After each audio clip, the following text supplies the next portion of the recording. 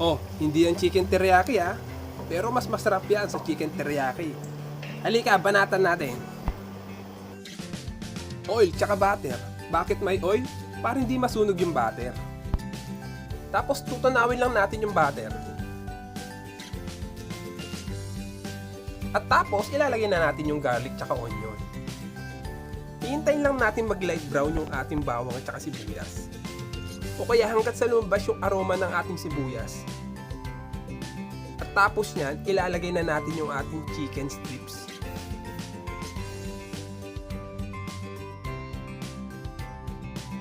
At iluluto lang natin yung ating manok ng light brown.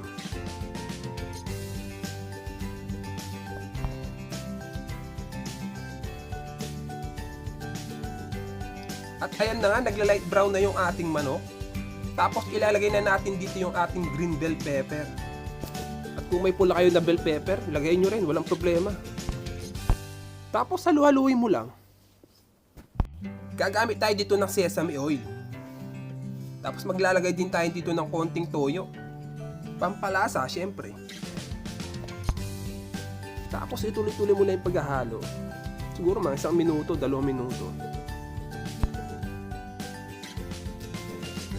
Sesame seed, maglalagay din tayo. Wala lang, pampakulay.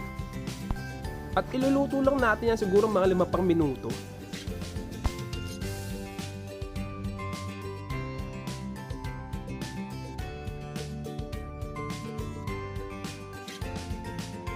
Asukal, gagamit din tayo.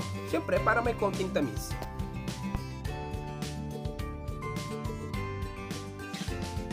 Okay, toyo, gumamit tayo, pampaalat. Tapos asukal para may konting tamis.